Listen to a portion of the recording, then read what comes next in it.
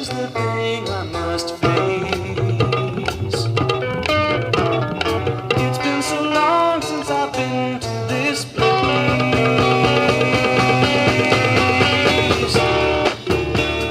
When will I be there?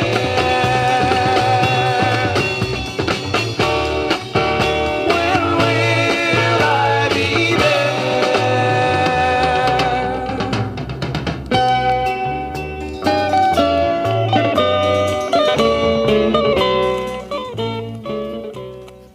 Is this live or is this recorded and played back later, or how do you do this? Yeah, well, I mean, in this case, we'll do it out of the home studio, and then it will probably run on my show sometime in September.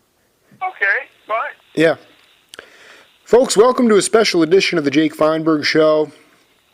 And as my exploration of the early 1970s and its musical trajectory continues, I have done a lot of research about the Ali Akbar Khan School of Music in the Bay Area. I've interviewed guys like Pete Magadini, the drummer who spent many years there and actually published a book on polyrhythms. And I also interviewed the wife and son of the great sarod player Ali Akbar Khan. And last weekend when I was in Phoenix with my family, I was in a record shop digging through the records, the rock section, and I found an album called Shanti, Shanti. And I look at this lineup of people, and the lead guitar player is Neil Seidel, Zakir Hussain on tabla, Aashish Khan on sarod, Steve Leach on vocals and bass, Frank Lupica on drums, Steve Heil on lead vocal and guitar. I say to myself, this is exactly the pocket of music that Jake Feinberg is so much in love with and doesn't understand where it has gone or why it does not get more attention. The idea of wrapping together blues and rock, psychedelic folk with Indian rhythms and raga, it was a perfect tonic for the time. That was 1971. My guest Neil Seidel today continues to be a prolific jazz guitar player. He's also an artistic director and composer of films, documentaries, and commercials. And he has his own company called Independent Creative Sources, which I think is probably very fitting, considering the corporate-dominated times that we live in when it comes to the music industry and other major forms of existence. Neil Seidel, welcome to the Jake Feinberg Show. Thank you, Jake. First of all, just to clarify, we usually pronounce our name Seidel. I should have done that. Neil Seidel, welcome to the Jake Feinberg Show. Okay, yeah, so I like what you said up to this point, and I'll be happy to address any questions you might have with regard to my involvement with Shanti or the era, the mix of Indian music and American music, how it transpired. Yeah, let me first of all, let me just ask you, independent creative sources. Can you talk a little bit about the genesis of it and the idea of looking for unusual or ethnic music? I mean, I find that as we just sometimes reject as a society, we don't understand that we all are. It's just an ethnic melting pot, which it seems like we were more aware of 40 years ago than maybe sometimes we are today. Well, with regard to independent creative sources, it was a name I came up with while I was working as a freelance studio musician in Los Angeles, and I was doing general business music, just whatever I could to stay in town. This was post-Shanti. And I came up with the concept of independent creative sources as a place that independently talented individuals could join together for a project and yet retain their independence and not have to sign a contract, long-term contract, because my experiences with the record industry, with Shanti and Gary Lewis and the Playboys, a group I was in, a pop rock group, and all of my experiences with the record industry, Liberty Records, United Artists, Atlantic Records, the legalistic signing and the contracts, they really worked against musicians. We didn't have a chance of making money. Even with Shanti, we never had a chance of really ever making any money the way the whole thing was structured. So I conceived of the idea of independent creative sources as just utilizing wonderful talent and coming together for a project and just making it on a project level. And I later expanded that to another company that really sustained me for about 25 years, called Seidel Event Productions, which was a special events company utilizing the studio musicians in Los Angeles. So I did become a contractor, and that's what an independent creative sources became the entity for which I did my record production. Whatever was outside of Seidel Event Productions, that became the umbrella, and I still utilize that company for my projects, whatever I'm working on at the time, whatever CD, whatever production, film scoring, whatever it is. So that's the independent creative sources. Can you explain, and not having to go into a lot of detail, but most of the guys that I've interviewed were part of this LA studio scene, Southern California studio scene. Motown was moving from Detroit, or had moved from Detroit to Southern California. You had Hollywood and the movie industry, such a fertile ground for musicians. Why did you guys get suffocated by the companies? Well, it was just the companies themselves were exploitive in the nature of the way they saw musicians, and the way it was just the producer of Shanti was an independent. He had an independent record company called Pacific Jazz. It was the largest independent jazz label, and they sold to United Artists, and it became World Pacific Jazz. The gentleman's name was Richard Bach, and he was the one who was the producer of Shanti. The contract that he put together was, like I said, there was the Trust Me contract, and which very slick Hollywood lawyers put together, and you just didn't stand a chance of making any money.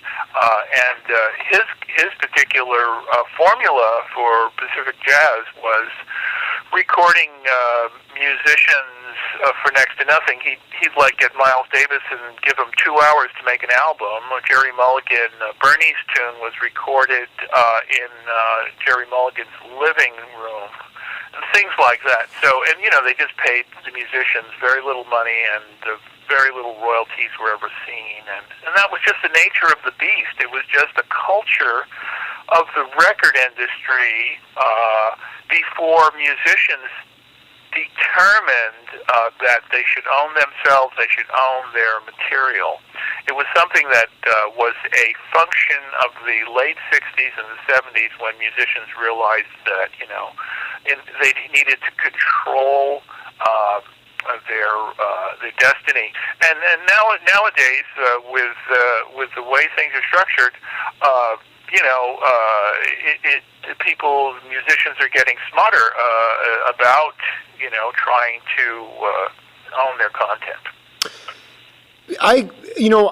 It's interesting the way you bring it up. I've talked to a lot of guys. I interviewed, all the Crusaders, guys like Wilton Felder and Joe Sample, Wayne Henderson. They all worked for Richard Bach or did stuff on Pacific Jazz. And, I guess not to, because I don't want to spend a lot of time, harping on this sort of, the corporate structure of the music industry. why talk a little bit about? I found this album Shanti, and immediately I emailed you because I just kind of I lost my mind a little bit because I said this is exactly. And then of course I listened to it and it's even better. First of all, it's $2.99, which was a great bargain. But the idea of encompassing this intermeshing of world music, I tend to believe that the early 1970s was the closest thing to a real, true world music sound that we ever got to it in this country. And I look at this album. Shanti was actually, if you want to draw the line in the sand, could be arguably the first official world music band. We made actually the first music video, which was played in Germany. We recorded it at Quezon in San Francisco, where we're basically based in Marin County. But basically, the particulars of the advent of world music was Aashish Khan and Zakir Hussain, and they were in London, and they met the Beatles, and they had this idea that Indian music was, in order to be heard, they had the idea. It was mostly Aashish Khan, I believe, who germinated this idea of combining this with popular music in order to, just introduce Indian music to the greater world. And that was the germination. And then they came over to Hollywood, and Francisco Lupica, who I met in Hawaii, he was another major link in putting it together. He was the one who met Richard Bach, and Richard Bach was a man who was very tied to Indian music through his connections with Ravi Shankar, Indian mysticism, his connection with Satya Sai Baba, the Indian mystic, and it was all part of this whole pool of Indian spirituality, Indian music, and Dick Bach was a tremendous entrepreneur as far as, and very visionary and being able to recognize raw talent.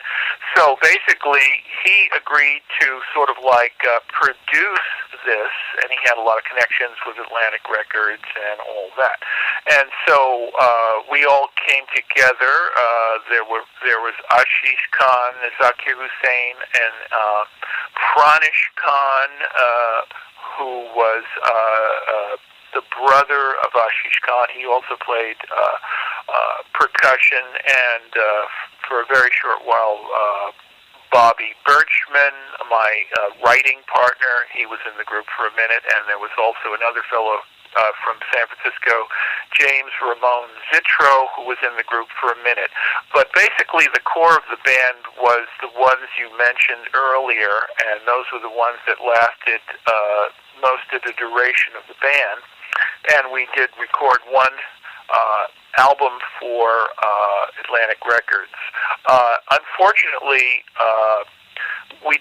Atlantic Records didn't get behind the band. They didn't really promote it. It was just one of those things. Like it is, I don't know what the record industry is today, but if they don't get behind you and promote you and really put some energy into it, you sort of die in the water. And then what happened after that was we auditioned for George Harrison to get a contract on Apple Records. George was quite fond of what we were doing, and he was a big fan of it, as you know, with his connections with Ravi Shankar and Indian music. And the irony of the whole business was Ravi Shankar, who was the mentor of George Harrison, actually forbade George from signing us because he was. He said he didn't want to mix pop music and Indian music, and of course he did that himself with Yehudi Menuhin and many other of his projects. But it was one of those things where Ravi Shankar actually put the kibosh on us, because George was crazy about the band, had we been able to move on to Apple Records with George behind us, it would have been a different story. Yeah, very different. Yeah, and it was during that time when we were playing in San Francisco that we got a visitation at one of our concerts by John McLaughlin, Wow. who came backstage. I met him, and he was crazy about what we did, and that's where he met Zakir, and that led to Shakti, and so that was the advent of Shakti, and that's where the connection was made. Except McLaughlin took it in another direction, more in a fusion of New Age jazz and Indian music. Yeah, our thing was more pop. We had a mass market appeal. Yeah, I mean, when I hear the songs like "We Want to Be Free" or one that you wrote called "Out of Nowhere," I hear a blending of soul and rhythm and blues, the psychedelic, the Bay Area scene from that time period, the overlapping of psychedelic rock and jazz. I mean, it is absolutely. It's just I literally was, and the thing is that the pictures as well on the back, it looks like you're somewhere in Marin County playing a live show. And yeah, well, we actually, that picture on the back of the album is at Mickey Hart from the Grateful Dead. It's his ranch. We did a live broadcast. That picture, which you can see on my website, which is www.independentcreativesources.com. That picture's on my website. And that was a live broadcast we did with Jerry Garcia and the New Riders of the Purple Sage and Shanti, broadcast directly from Mickey Hart's ranch in Novato. And Zakir and Mickey Hart did many projects together after that, but we were very close with the band. As a matter of fact, the recording studio, you're very perceptive in your analyzation of the sound, because we recorded it at Pacific High Recorders in San Francisco, which was the signature sound of the Grateful Dead, Quicksilver, Messenger, all of those kind of San Francisco. That was the San Francisco sound. I found it at the time very flat. It was, there was kind of no reverb on it. It had a sound. It's definitely a characteristic sound, and that was their sound. But, yes, that was it. You got it. That was the scene. Well, it's just amazing to me that this. I mean, I've also done quite a bit of work, with bluegrass guys and guys that were affiliated with the Grateful Dead. I haven't actually spoken to any members of the Dead, but or of that scene. But this to me, it gets written off by our mainstream media structure as some sort of hippie flower power movement. The Bay Area music scene of this time period, the early 70s, one of the more righteous time periods, because you had all these incredible venues. You had the Visadero, the Both And, you had Jimbo's Bop City, you had just all these great jazz clubs, and then you had the Matrix, and you had the Fillmore West, and you also had producers that A&R guy, Bill Graham, for instance, like the genius of putting maybe Miles and Malo and the Grateful Dead all in the same bill, because then you were bringing in all different ethnicities, all different races. To me, we played at the Fillmore with Humble Pie and Swamp Dog. Exactly. And the great thing about Shanti, and I think the tragedy of Shanti not being promoted, was we had at the time an indefinable genre. Nobody knew quite what to put us with. We played at the Ash Grove in Los Angeles with Commander Cody and his Lost Planet Airmen. Oh my gosh. We played with John Handy and Ali Akbar Khan at the Palace of Fine Arts in San Francisco. We played with Little Feat at the the Bowl in Berkeley. I mean, it was always, we played at the Whiskey in Los Angeles. You know, they could put us with jazz, they could put us with pop, they could put us with rock. We played with Joan Baez at the Hollywood Bowl. It was a great thing because of, like you said, it was introducing a concept. And for Indian music, the tragedy also was part of the concert, part of the tunes. You'll hear that in Innocence and Shanti, the two signature pieces on the album. Yeah. This starts out with a classical musical introduction, which is pure Indian classical musicians, except on one of them, Aashish used a tremolo on his amplifier just for effect. But basically, the styles of what the two introductions of Shanti and Innocence are classical Indian music. So people got a taste of it. It was a teaser, and then we went in. The thing about that group was we were made up of several musicians who were very, very talented rock musicians, several musicians who were Indian classical music, and I was sort of the cog in the middle because I had credentials in both rock, jazz, and I was sort of like the glue between the divergent musical styles. That's what I think my role in that band was. You know, I've been doing this for 19 months. I've interviewed over 160 musicians. Neil Seidel is just this. You're the latest cog in this engine of music that I think you used the term. It piqued people's interest. You incorporate the classical elements of the traditional Indian raga music, and then all of a sudden you're blending it with all this other type of all these other idioms, and you're just awash in ecstasy. Really, it's a natural high to me, and I guess it's a time. I was born in 1978, so I missed this. I've been chronicling something that is just a fantasy to me, because it seems like it almost seems like it didn't even exist, because everything is so stratified now. That's one of the reasons I wanted to bring it back to independent creative sources, because this is what it seems like you continue to strive to do, is to promote this kind of ethnic music and musicians that were in band like Shanti. Well, you know, I had an interesting history of combining world music.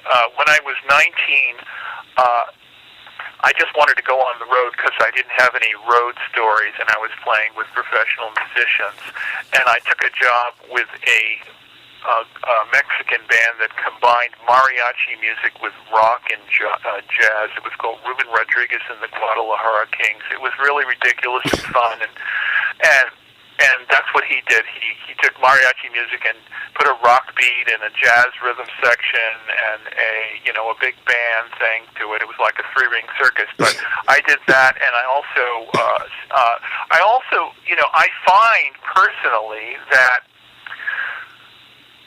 the only soul for me lies in unprocessed world music, because what's happened to me in my perception of most music, it's too self-conscious. Musicians got one eye in the mirror all the time when they're performing. They're always thinking of how it looks, their image. It is not honest in a certain way. In the way of, if you go to some, I was in Africa in the Okavanga Delta several years ago, and these maids in the remote region of Botswana came out and they sung that black, like Lady Smith, Mazambo, whatever that was with Paul Simon. They sang that harmony, and just for them, and it was fantastic. What's fantastic about stuff like that is people like that are not performing music because they're trying to sell CDs. They're performing music that's coming out of their life experience. It's honest. And, you know, they most of them never have a chance of getting into any kind of success paradigm.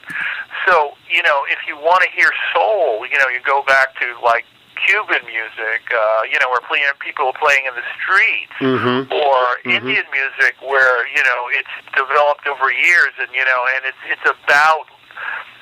not about popularity or selling music or fame. It's about honest music that's coming from soul.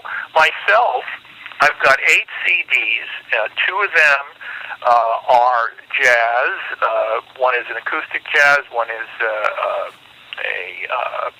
an orchestrated jazz. I have 2 Jewish instrumental CDs that I did of the music of Shlomo Karlebach, another chapter of my life. I have a Mexican CD with a variety of original Mexican music that I compiled. I did a Hawaiian CD because I love the islands and I'm moved by the culture and the music. I did a Moroccan CD with oud and other ethnic instruments. So I'm constantly listening to source music because I don't want to hear music that's processed through the, you know, somebody else's process. I listen to the source music, and then I give my own version. My latest CD is a CD that I did of the music of Nova Scotia, where I spend 4 or 5 months a year in Canada, in the North Atlantic, and they have their own genres of music here, which is based on Celtic, sea songs, all kinds of stuff. So over a 5-year period, I studied their genres, and I came up with my own CD expressing that. But I'm only saying this not to promote myself, but to say that real music, the real nutrition in ethnic music is really important because you get the honesty of human experience. The musicians that, you know, mostly put out music these days are so self-conscious of genre.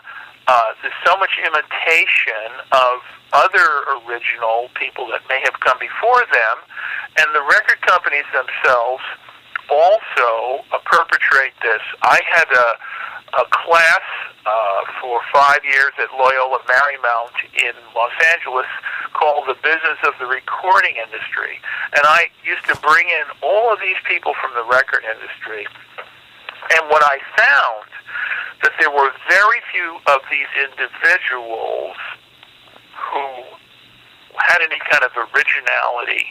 They all were copycats, the ones I talked to. Very much, you know, you have a few exceptions like Ahmed Erdogan, you know, a genius, a real lover of music. How many people who are in the music industry really love music? Yeah. You know, that's the point, or really know music. You've covered you right away. You just went on about a 4-minute tangent there. But the thing is, this idea of self-consciousness. I'm going back. This is a generational thing, because when you guys were growing up, you talk about life experience, the soul. The music comes from your soul. Your soul is based on your life experience, and it's my belief, whether it's someone like Garcia or Neil Seidel, or Ali Akbar Khan, or Francisco Lupica, whoever it might be, you guys had an education. It was more of a. You had the ability to be intellectual, well, without having to, you know, be in academia. And nowadays, with my generation, we don't have nearly as much. We're more insecure. We're a much more insecure generation. Therefore, we're more self-conscious and much more concerned about image, how we look, one eye in the mirror, as you would say. Where in the past, people were oblivious. They were oblivious to that. It was really about them. It was about the source music. And to me, you're hitting on it. And if you, I can only speak from my own experience in that I don't think we've had. And we might very well go through it in the next decade, and Lord knows I don't know what's going to happen with our economy. But, it strikes me as something where you guys were exploring, you were curious, there was an intellectual bastion, the public education system was extremely strong, and you guys were able to get that kind of, you guys could thwart any type of sort of bombast or just hyper-partisan crap with intellectual vigor, and you could fight them off, and then play the music on top, and then of course showcase it with the music. That to me is what it's about. The Indian form of music is education, because you touched on an interesting point. Aashish Khan and Zakir Hussain were both educated in a particular form of musical education that we don't have. They basically were apprenticed to great masters, and they basically all day long, that's all they did was they started out learning to do solfeggio, to sing everything before they touch an instrument, and then they learn a variety of instruments, and then they are focused on a particular instrument. Both Zakir Hussain and Aashish Khan were both the sons of the absolute masters of their instrument. Aashish, his father, Ali Akbar, of course, the sarod, and Ala Raka, the master of percussion. And Aashish comes from a family of Alauddin Khan, the grandfather, who was considered the greatest genius of music. So when I met these gentlemen, I was impressed by first of all, their genius and their ability, their total control of the music.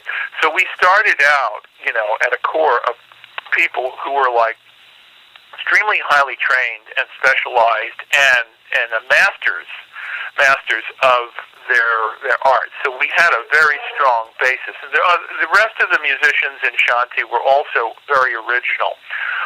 The one thing I will say is that, in response to what you said before, is the secret of the whole thing of any artist is originality and trying to determine in oneself your authentic self, to find your own originality. And that goes way beyond music. It goes into original living, and it goes to the point where there's very few people who are willing to live an original life, be themselves, discover who they are, and not be imitative. I find so many people these days imitative in just the way they look. They're always trying to chase like the cool factor. In other words, if somebody's got a tattoo, then everybody's got to have a tattoo. It doesn't become original anymore if you're imitating coolness. So in order to be an artistic success, you have to find your originality.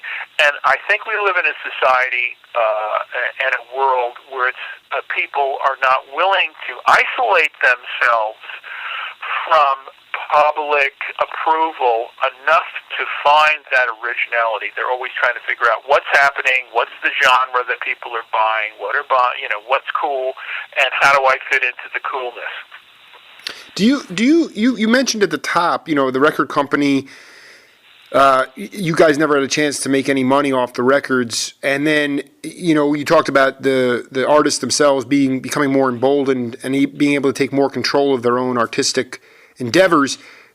That's happening now, but has that made people, has that made artists more self-centered to the point where they're catering to what they think is the cool thing as opposed to really doing some serious introspection? I mean, you talk in one way about Richard Bach, so you had some, hotshot lawyers in Hollywood, writing these legalese so that you guys wouldn't get any money, but yet there was brains behind this there was an opportunity for at least this music to come out on a major label, whereas now I mean, I'll relay a story.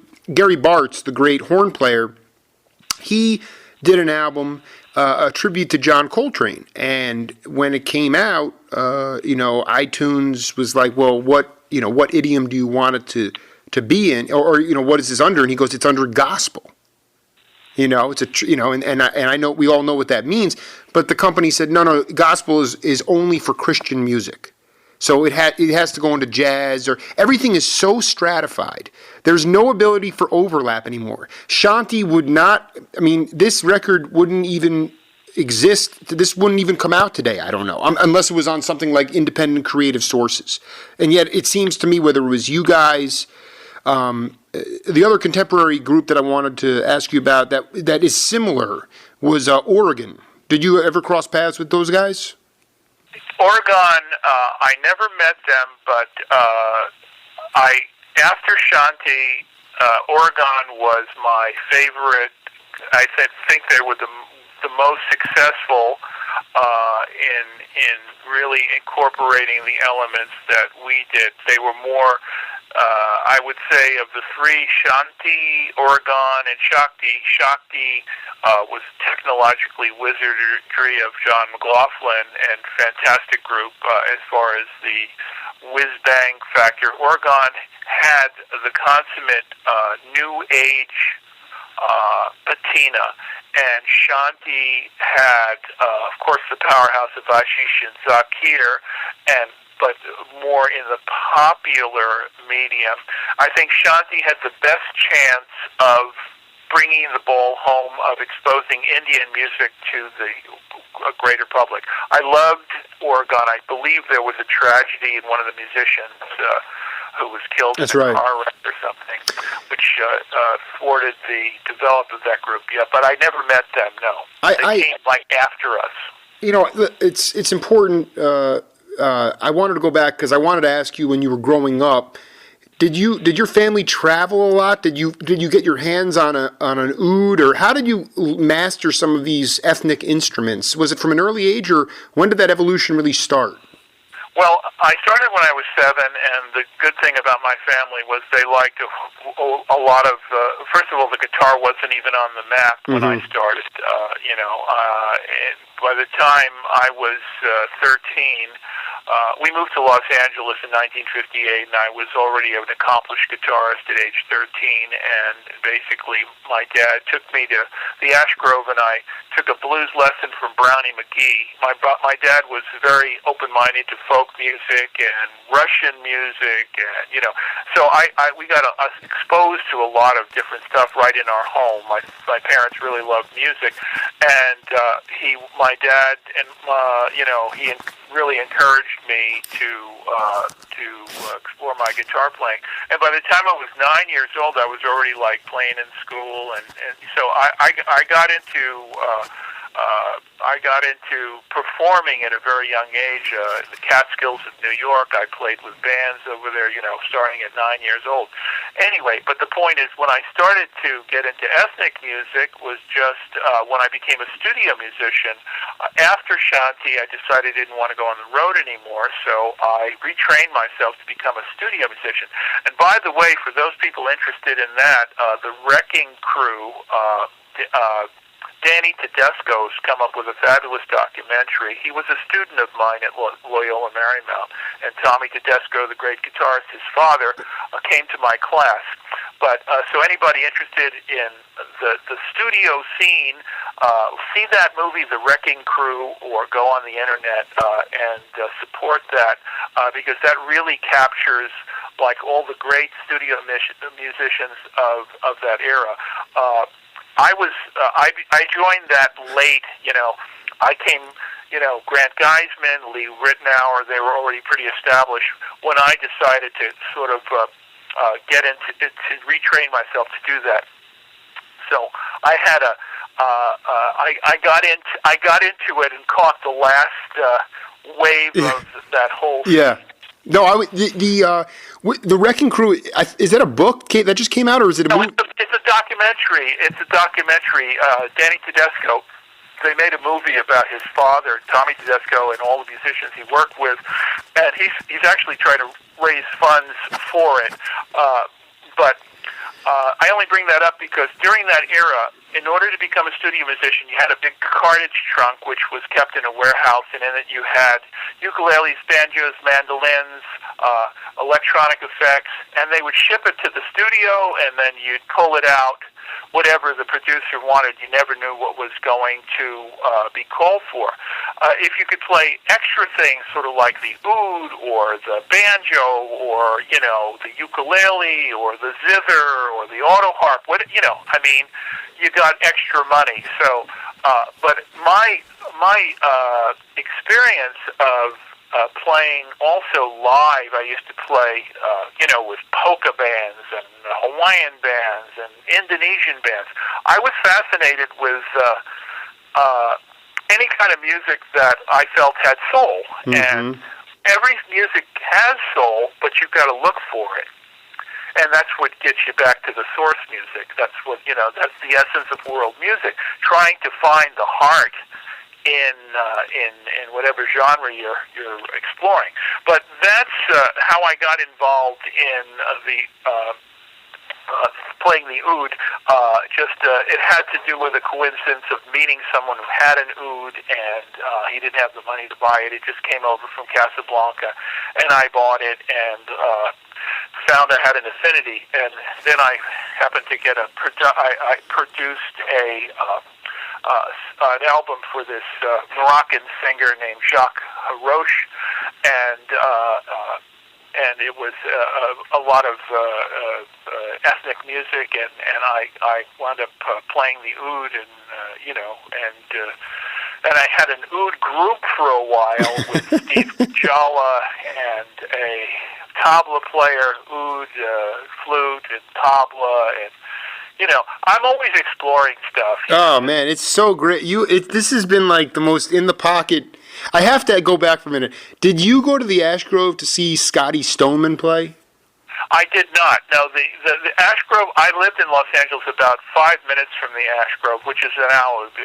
For those of your listeners who don't know, it's the Improv, the original Improv on Melrose, but it was the Ash Grove, which was the bastion of folk music and, of the 50s and 60s. It was a fantastic club, but I only went there to see several folk, Brownie McGee and Sonny Terry, and I took a blues lesson from them when I was like 13. My dad took me there. That was it. I was going to say that, because at the time of what you're talking about there, in the Los Angeles also was a hotbed of bluegrass activity during that time, if I'm not mistaken. Oh yeah, absolutely. I mean, folk. They used to have hoot nannies, which I happened to have a girlfriend at the time who was into folk music. I wasn't super into folk music, but since I was a hot guitar player, she was always dragging me to these hoot nannies. Because in those days, most of the folk singers couldn't play lead or finger picking. They could strum and sing. And I will say this about folk music: it's a shame that there is not more appreciation of folk music, because whereas in many cases it's not technologically sophisticated, it is an avenue. It did at the time give an avenue of free expression and a social protest, and to make statements, and the honesty. Once again, the honesty factor that we're talking about as the thread through this whole interview and conversation. Exactly. There is an honesty factor. Did you were at the time that Shanti was going on, the Beatles, like you said, that they were the ones that were very interested in the polyrhythms. And then they brought it into, like you said, we've used the word pop music. But can you talk about the overall sort of attitude and philosophy of this Marin County cadre of musicians from this time period? You did it at Mickey Hart's ranch, but to me, you're blessed already because you were in that pocket, and there was something extremely magical about it. And we were living in San Anselmo at the time. Like I said, we didn't make any money, and I'll give you an idea of how much money I made in Shanti. Yeah. When the producer provided us with a house in San Francisco in Marin County, and $30 a week. Okay, that's how much I made in Shanti. And then I became the road manager, and I made $80 a week for doing, like loading the truck and collecting the concert receipts and some musical instruments. Okay, that's how much I made in Shanti. But whatever, the genre was great. In San Anselmo, there was a club. You could go see Van Morrison on an off night. You could see, members of the Grateful Dead in various. It was just Carlos Santana. The thing is this. The sad thing that was missing, and I'll tell you about the era, because the concert itself was more than the music. The concert itself was a cultural gathering. It was a thing in itself. It was as important as the music. Exactly. And what happened, nowadays, it's become so, ridiculously prohibited for, to go to a concert, $180 or whatever ridiculous amount you have to pay to go to a concert these days. And it's all, everybody knows the cues, it's just not happening of, people getting together and just feeling each other and experiencing each other. And the musicians were part of the chemistry of this whole thing. And, it was the happening, it was unpretentious. People were not strutting around, I'm a big musician. It was just a matter of that's what you did. You were the people who made the music, and there were other people who made the food. There were other people who made arts and crafts, and it was just the happening was the lack of this phony celebrity that corrupted the whole experience. I mean, the musicians were not gods, and they were not, they didn't have bodyguards, they didn't have entourages. It was just, you were the musicians, and you were lucky to do it, and it was fun to do it, and the experience was a collective, communal experience. It was the feeling of something was happening. I mean, there was definitely something happening in the atmosphere at the time. There was a potential for, it seemed like there was a potential for world peace. It seemed like there was a potential for brotherhood. It seemed like there was a potential. And then it sort of broke down into egocentrism and, vanity and drugs. And, but for a minute in time, it was happening. Yeah, this idea of self-importance, and the guys that I talk to, some of the most humble cats I've ever come across, and really not this new age, this generation of that I'm experiencing. I can't relate to it. I can't relate to it in any way, shape, or form, because it is so. It's very corporate. And you just get the sense that the musicians are taking their marching orders from the companies that are paying them to put on these shows for $180 a night, whereas the freedom of the communal, concerts with the crafts and the food. On top of that, though, I mean, you like yourself. I mean, we've been talking on a very blasé level about the musicianship. You guys were all really gifted musicians. I mean, you had an appreciation and an understanding of the mastering of the masters that came before you, and then you had a desire to want to put your own accent on the music. Whereas nowadays it's total copycat, total imitation, because there is no depth. There is no depth. There is no. Let me tell you something that I experienced along my musical journey. There's two ways to bring forth art, and one is from a position of ego, and one is from a position of humility. You know, when the great people that I've known, and I've known some amazing, I've been privileged to know several world-class musicians and play with them on a personal level. Joe Pass, Art Pepper. I lived with Kenny Dorham, the great jazz trumpeter in New York. You got to be kidding me. This is unbelievable. Yeah, I mean, and I'll tell you something. Those people were humble, and because their art came from beyond them, and they all knew it, that this was something that was coming through them. This was not something that they could claim for their ego. As a matter of fact, that's another discussion, but one of my philosophies and theories is why a lot of musicians become self-destructive is because they realize that they can't claim their own greatness. The thing that people are worshiping, they realize is just coming through them like they're a conduit. Wow! But in order to that's we need to do a separate lecture on that. That's pretty intense. Well, we can put it another time. But what I'm trying to say is that if you're coming from a place of humility, if you're coming from a place where you realize that in order to be a conduit for a spiritual, something great to come through you, and you're the conduit, you have to get your ego out of the way. But there is another kind of music and another kind of art that you know, that people bring forth from a very heavy ego. And I think nowadays we're coming forth, you know, like the whole rapper culture where it's all ego. It's that kind of,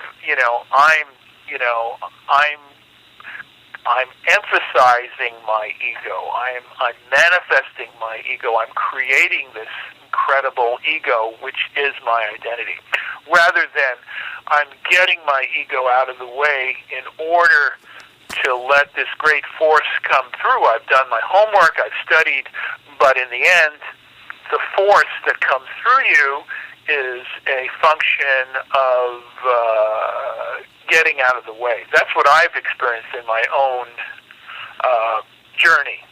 Yeah, and on the flip side, it's a values thing because you know when someone says, "Oh yeah, I'm gonna go on tour and make $2 million," it's money. So then, if you make a lot of money, you must be successful.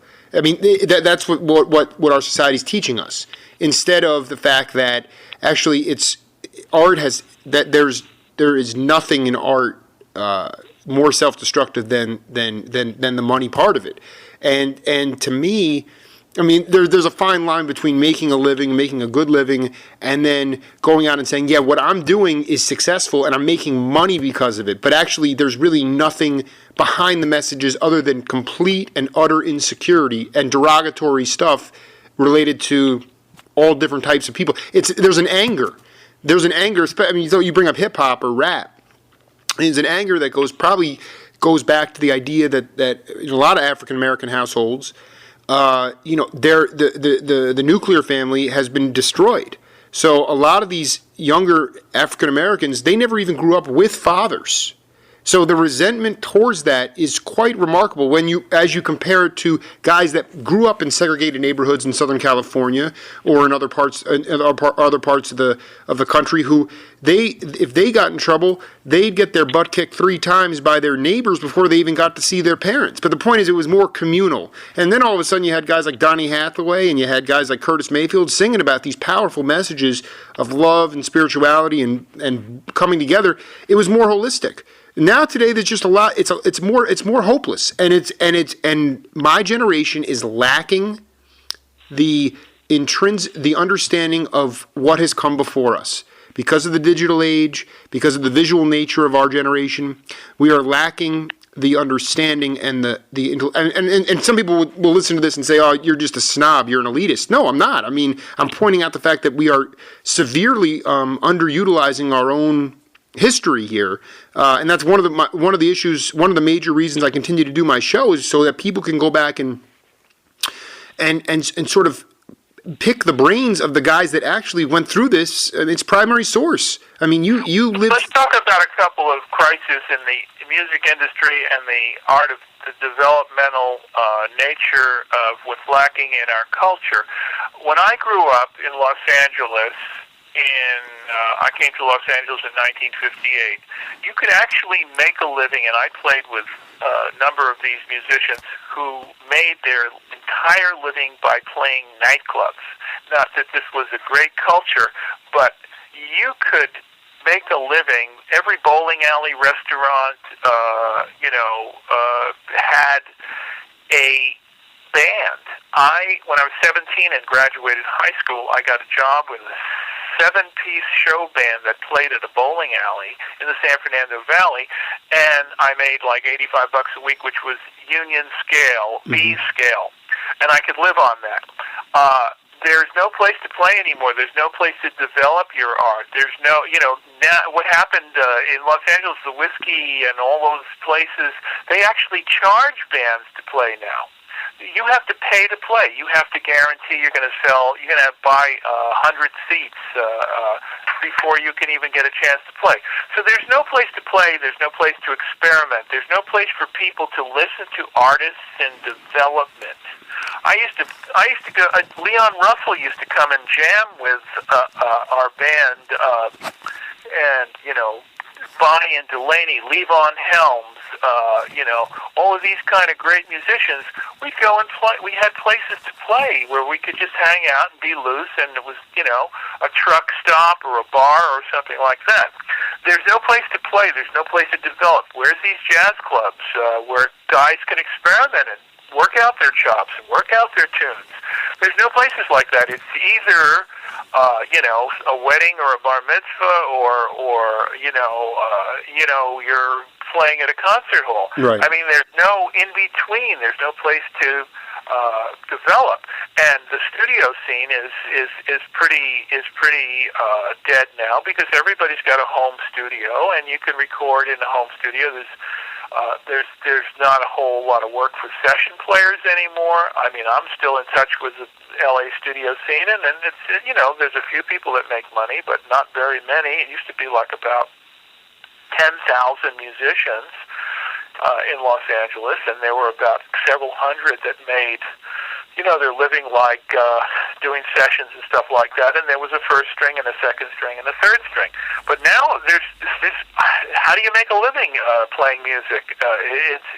I had this special events company for 25 years, and I booked musicians for corporate and social events, and I did very well with that, and we did theme parties and whatnot, but the average working musician, it's a hard way to go now, even if you're superb. Mm-hmm. I mean, I'm talking about guys that can do anything. I can't even imagine someone comes up and these days and wants to become a musician, wants to develop himself, wants to do something interesting. I mean, I'm horrified when someone tells me nowadays that they want to be a musician, because I can't say anything hopeful for them, unfortunately. I can't say, yeah, you've got a great life ahead of you. Where's the work going to come from? If you don't make it big like, some Justin Bieber or something like that, I mean, if you don't make it huge, where's the middle ground? Where's the working class musician? There's nothing like that. How much of the I get concerned about this. I see about these events that take place. Like this guy who goes into a movie theater and shoots people in Colorado, and I say to myself, whether or not it's being intentionally done or not, the corporatization of our society is turning a lot of younger people into, I call them droids, lacking in any type of emotion.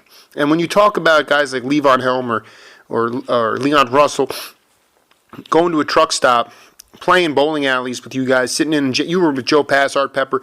I mean, it's like we've become so inflated that you either abide by the corporate rule, individuality is not accepted, and anything even remotely different is very threatening to the status quo, which I think you're seeing now.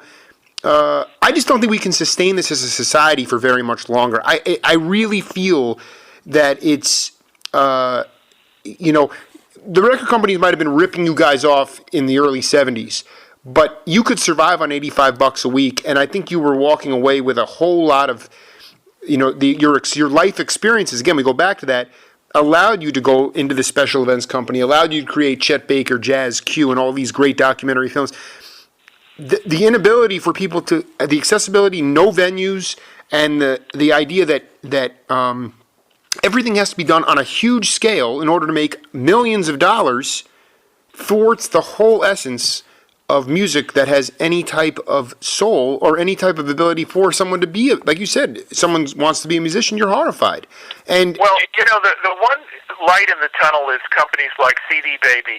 I have 8 CDs on CD Baby, right. And when I sell something on CD Baby, I'm going to get more money on CD Baby than I would have ever seen in when I was with Atlantic Records. When I got a check for $16 or something like that from Atlantic Records. Right. The good news is on CD Baby and the internet, you can create original music, whatever you want, put it out there, develop your own constituency. You have to have the commitment to originality and original living. If it takes, there was a great jazz guitarist named Tal Farlow. He was one of the great jazz guitar players. He was a sign painter. He refused to kind of be commercial. So he'd get jazz gigs every once in a while, and the rest of the time he painted signs. So what's wrong with that? Maybe you can't make your living full-time becoming a musician. Maybe you can only do it part-time. Maybe you could do something else, but at least whatever music that you do, keep it honest. Keep your life honest. Right. I made decisions in life to drop out of a certain kind of musician lifestyle because I felt that there was something more important than music to me, which was the quality of the human being that I am trying to be. And really, I do not envy people who are on the road in the rock and roll world or the musical touring world or traveling on a bus around the country doing concerts. It's fun for a certain period of your life, but in the end, I have a stable family. I have a spiritual life. I am the human being that I want to be. I'm sort of an unknown quantity in a certain way. I lack the recognition, a mass recognition. But in the end, I'm happy with the human being that I am, and my music is honest. I make the music I want to make, and if it sounds good to me, at least I feel that I'm being honest. I am leaving a legacy of music to whomever might be interested in it, which is at least honest. It's me. It's reflective of an honest person trying to find who they are, and who I am is, I call it, a kleptomania. It's just I think up until now, maybe you might have lived a little bit in obscurity, but this thing's going to go all over the internet. And the thing, Neil, that I just wanted to ask you, I don't know if you can track where your CDs are sold to, but I just wonder if the appreciation for the kind of music that you make. I know my radio show is a heck of a lot more popular in Europe and in Japan than it is in the States. And I just wonder about, with ethnic music, whether it's going to be appreciated in a society where a large portion of our society still is equates value with wealth. Well, let me tell you something. What's encouraging to me is, as I say, I have a lot of genres of music, so I have various fans in different, right. It depends on the genre that they happen to be listening to. But when the people who relate to my music and my soul's renderings are healing to them, it'll become like part of their regular diet. Like, this is a CD they listen to every day. They'll tell me that. A woman told me that, it got her through cancer treatments or something like that. I mean, to me, that, enough. That's good enough for me. Exactly. I don't care if maybe it's not 1 million people, but the people who resonate with my musical soul, they will resonate. And perhaps at some point in the future there will be more people who will, discover, what I've done, and that's fine too. I was I just saw a DVD about the Impressionist painters, and so many of them, nobody even knew what they were doing. They didn't understand. They didn't see it. It had no mass appeal. They thought they were crackpots. All of this stuff, and there's so many people like that. The people who are living originally tend to be not recognized because you're not marching in quick step. Mm-hmm. In Los Angeles, I live off Melrose Avenue, and over the years I've watched the genres, the hip hop, the surfer people, the gothic people, and it's a joke because it's like, they come by in droves. Everybody is trying to imitate. And the cool factor. Everybody is trying to latch on to what they think is cool. It's cool to be this. It's cool to be this. And then all of the genres become institutionalized.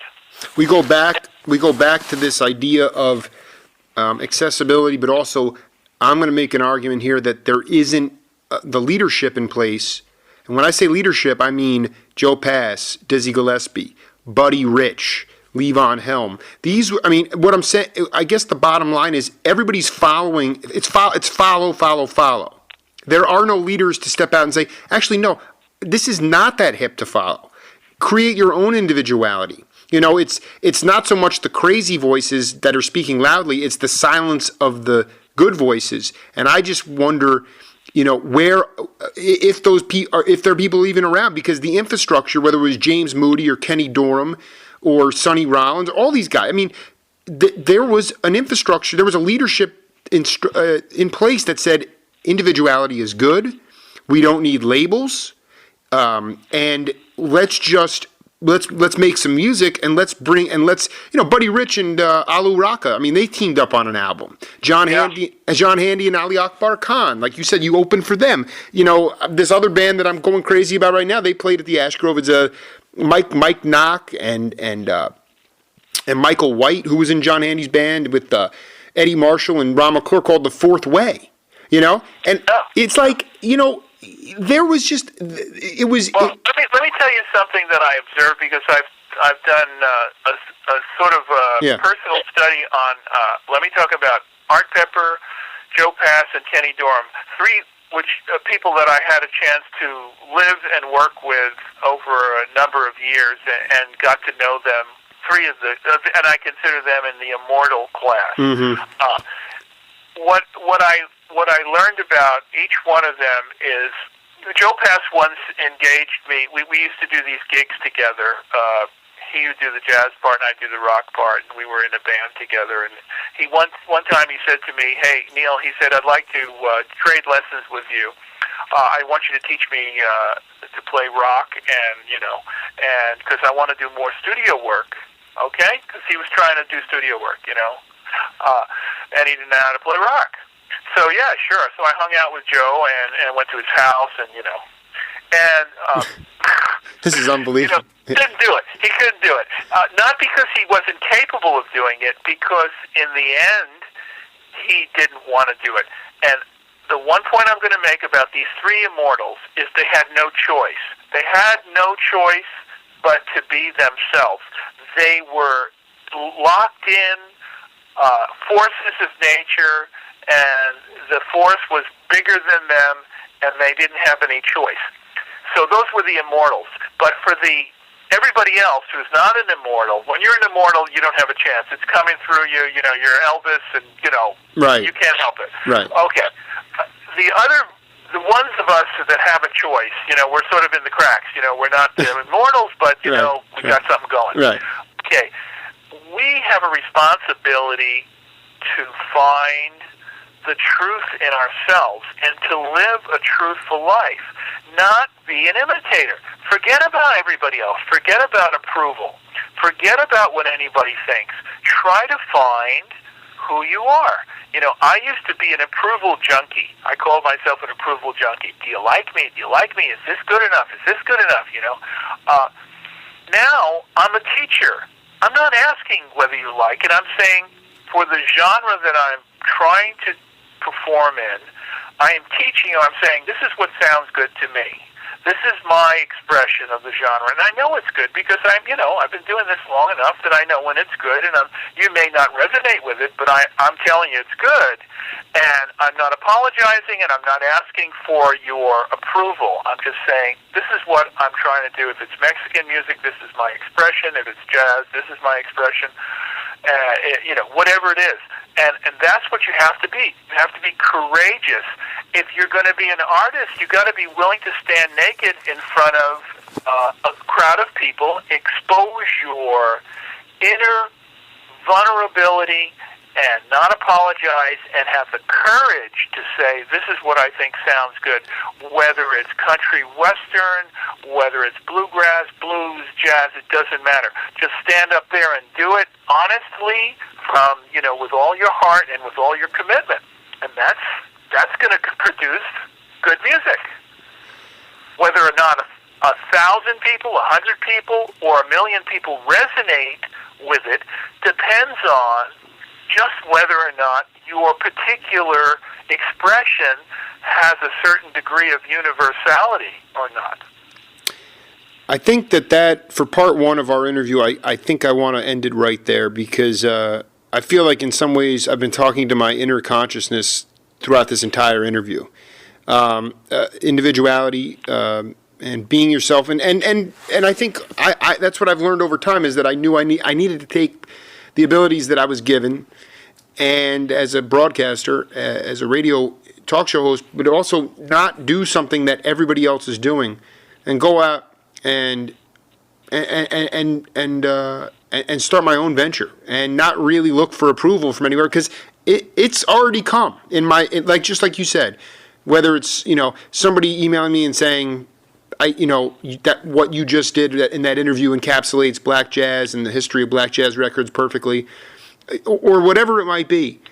The feedback is, it doesn't matter. It's not quantity, it's quality. And I just feel like I will just continue to add to these archives. Whether or not it ever makes me any money, I don't know. I just would like to stay on the air, and I'd like to be able to continue to find the individuals like yourself who are accessible and are able to articulate the values that you have and that have molded you over time. And you didn't have those, you continue to evolve, you continue to grow, and I think that's the kind of philosophy of your generation, which is so refreshing to me, as opposed to, we've all got the world figured out because we have an iPhone and we can, we have all this accessibility. A lot of stuff has been given to my generation before it has been deserved. I'm part of it. That's just the way it's operated, and I don't know. It'll be interesting to see where the future goes. But I would love to sometime, if you ever, I don't know if you still do classes or you still teach, but I'd love to be part of it. I mean, you're speaking to me the whole time. Well, I did a lot of teaching. I did teaching for a number of years. I just kind of fell into it. But, it became another, believe it or not, Jake, it became another disappointing